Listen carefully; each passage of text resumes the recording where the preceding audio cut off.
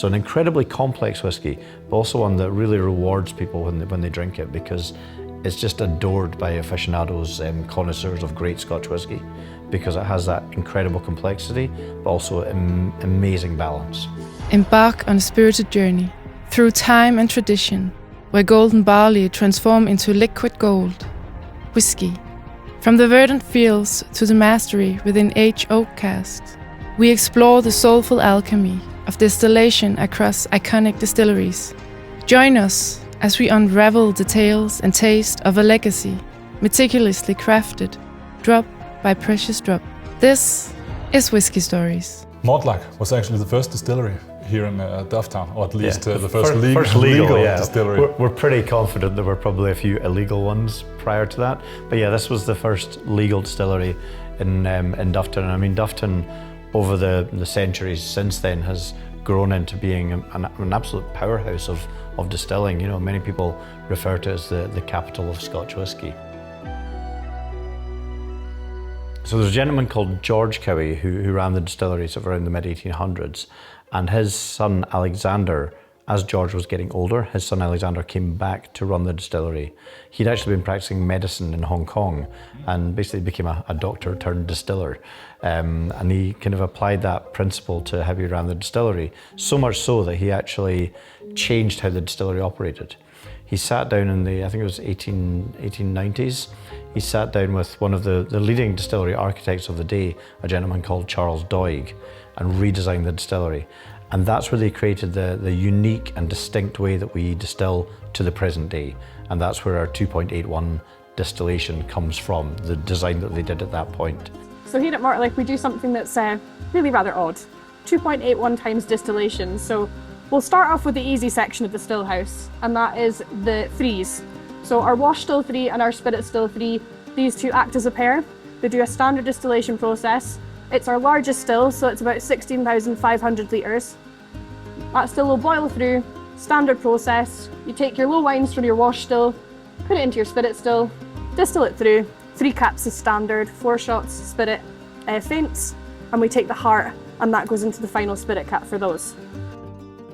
They didn't sit down and say, we want to do 2.81 distilled. We only actually did the math recently and figured out what the actual distillation ratio is, but they designed a distillery that essentially almost had 3 still houses in one, and it creates 3 really distinct spirit streams that are then combined to make the Mortlach New Make spirit. So the next ones we've got is wash stills 1 and 2. Now these two work together as a partnership.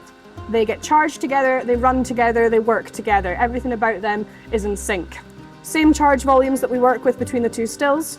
Distill those through, and what is quite unique here at Mortlach is we'll actually do a cut on the wash stills. So we call the tops and the tails. So the first couple hours of the still run is what we call the tops. That volume from both of these stills is combined and popped into our spirit still 2, and that goes through again. It's relatively standard distillation, distilled through 3 cut points as usual on your spirit still, and we only take the spirit for the final product.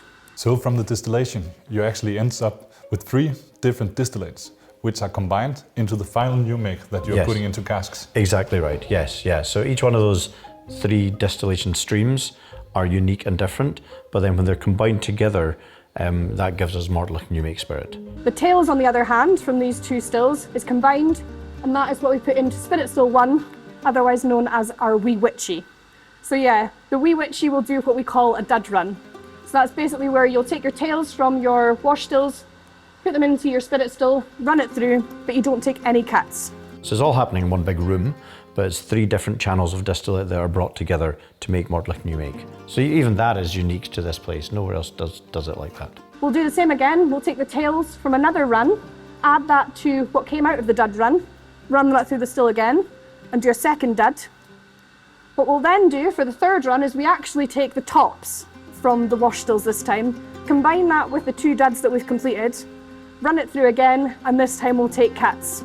So at that point, the wee witchy and the contents within her has almost done a quadruple, if not a quadruple, distillation through the process. So yeah, add all those together in the right volumes and ratios, and you end up with 2.81 times distilled.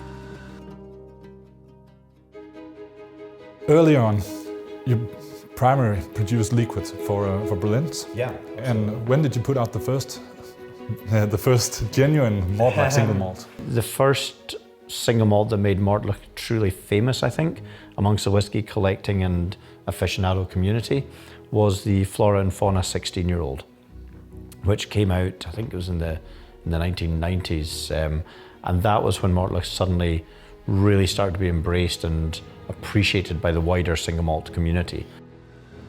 So here we've got the different cats from each of the stills. So we'll start off with Spirit Still 3.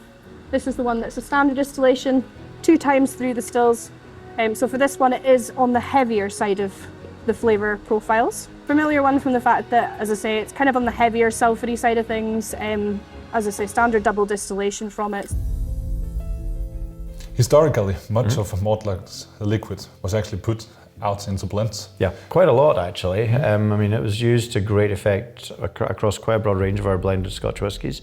It's always formed or played a role in Johnnie Walker, for example, because it brings some of those really rich, dark fruit flavours. Now, when you look at Johnnie Walker, the sort of core single malts that we talk about a lot are Cardew from just down the road from here, Clynelish from the north, Colilla from Islay, and Glenkinchie. But there's many other whiskies layered in as well, and Mortlach has quite frequently played an important role as well. Anytime you get those really sort of rich, dark fruit berry flavours and a little bit of that slight savoury kind of note, that's quite often Mortlach that's added that to the blend. You then have Spirit Still 2, which in contrast, this one again has a similar distillation process of it's only 2 distillations, but only takes the tops from the wash stills. So you've got that lighter, more kind of fruity estery tones that will be coming through in that samples that then go into the distillation process. Fairly recently announced Philippe Starck as our new creative director on Mortlach, and I was with him when he came here for the first time, and it was incredible because we sort of walked around the distillery, we explained what we do here, and I think he immediately fell in love with the elaborate distillation process, and the story of how we layered flavour and created, something unique and distinct and unusual. I think that really talked to his creative mindset. You could just see ideas flashing, and that's what happens when you work with a genuine creative genius. Yes. Now this one is the most complex of all. So because you've got those heavy congener tones that will be in the base notes of the spirit that's come through from the tails being used in the initial dud runs, but then you've got the top notes coming through from that, tops going into the spirit concentrations, and then because we've distilled it through also multiple times, it really is a very balanced, complex mix of heavy and light, fruity, meaty, sulphury, all in one spirit, which is quite the feat is what I would say for any still to achieve. And you have actually quite recently just put out some new bottles to the market together with him. Yes, yeah, we have. So we have 3 expressions. There's Mortlach Begin, Mortlach Become, and Mortlach Beyond. And that really talks to what Mortlach becomes as it matures. And it's combining a range of age points from different cask finishes to create a really lovely example of Mortlach that highlights some of the distillery character, but also really highlights what that distillery character becomes as it interacts with wood as well. Mix them in the right ratios and you get a balance of those heavier, sweet, fruity, sulphury, meaty, all those tones coming through in the right balance for the perfect Drama Mortlach. So this is the final new make you will put into casks? Yes, that's what we end up putting into the cask for the maturation process. So this is where it all, final recipe comes together. It's so refined and complex as well. So Ewan, where do you see the challenges within Mortlach? I mean, it's a good challenge to have, but probably the biggest challenge is the amount of demand for it, because people all over the world want it. So the challenge we have is that we have markets demanding more and more Mortlach. So basically the challenge is trying to keep as many markets and people around the world happy, whilst not disappointing anyone. It's very unique. Absolutely. And you can really feel those 3 streams coming together in that final dram, and the fact that you've got those different noses that now that you've smelt those, you can kind of bring those to life in the final Mortlach spirit, I suppose, in all their different elements. I mean, I think one of the great things with Mortlach is that we're very proud of the unique style that we make here. The way that we're also you know, we're built on that great heritage, but the way that we're quite a forward-thinking brand as well really helps. I mean, partnerships with Philippe Starck, for example, you know, that's very much looking to the future, looking to reframe how packaging is designed, but also how people talk about and enjoy liquid. You know, I mean, the fact that we've bottled a new make spirit right next to a mature, incredible, high-aged Scotch whisky, you know, that in itself is, I don't think, has ever been done before.